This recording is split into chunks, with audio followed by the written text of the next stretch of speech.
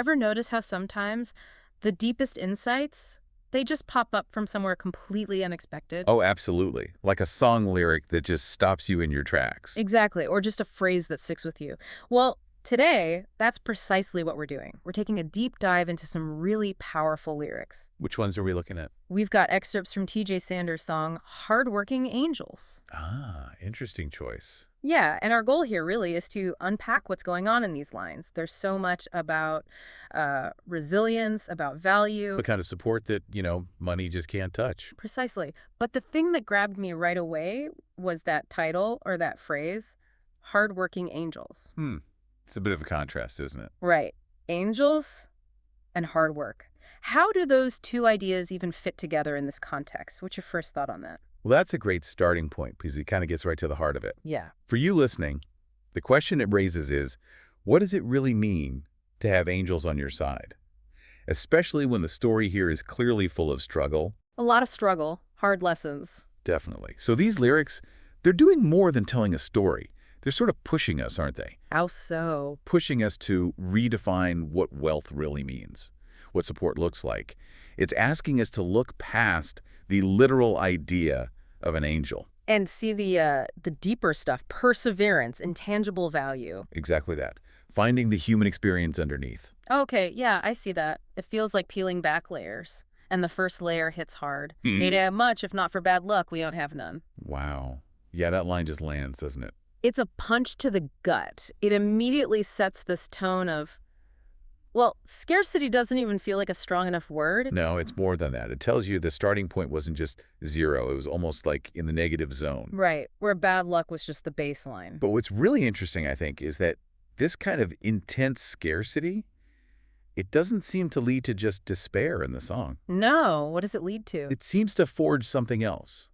Maybe a certain kind of ingenuity, or maybe a really stubborn hope. A belief that you can still move forward somehow. Yeah, or at least find a way to see a way forward, even from rock bottom. That ingenuity. Finding value where others might just see, well, nothing. That comes through so clearly in the next part, too. You mean the part about the car? Yeah, the rusted-up hunting Trump, used it for the trash runs, dash all smashed up. Wish I still had one, y'all full of junk, but if you ask us, it all got potential if we ever get the cash up. That phrase, hunting Trump, it's striking. Whether it's a specific thing or just poetry, it pulls you right into that world. Making do, repurposing things. Exactly.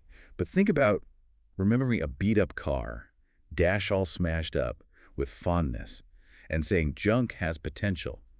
What's that really about? It's about perspective, isn't it? Totally. Yeah. The objects themselves, the rusted car, the smashed dash, they're less important than the way you look at them. The mindset. Yes. It's not just about getting by. It's this deeper belief in what could be. Seeing the worth before the money shows up. Finding the value in the discarded. That's a powerful way to look at the world. It redefines being rich. Rich in vision, maybe. Mm. Rich in resourcefulness. Seeing potential is the real asset there. So it goes beyond just coping with poverty. It's almost a life philosophy.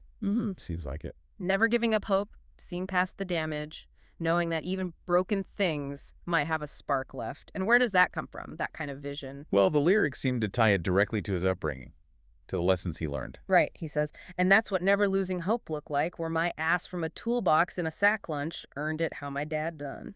Toughing through the shift like a bad clutch. I learned about labor for making me keep the grass cut, the extra kick in the ass if I ever act up. It just paints such a clear picture, doesn't it? You can almost feel it. That toolbox in a sack lunch.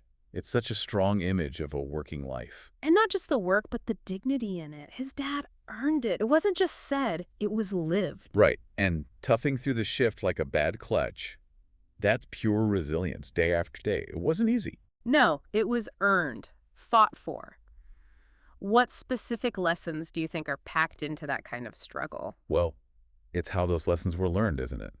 Through doing. Like cutting the grass. Yeah, learning about labor for making me keep the grass cut, or the extra kick in the ass for acting up. So not lectures, experiences. Exactly. These things build discipline, responsibility, understanding what it takes to keep things going, whether it's a lawn Or your own life, your character. Right. Those lessons become part of you, like your internal programming. And it seems like it worked. He says, hey, look at me, I came out okay. Yeah. A quiet moment of acknowledgement, like all that tough stuff, the grit, Yeah. it actually built something strong.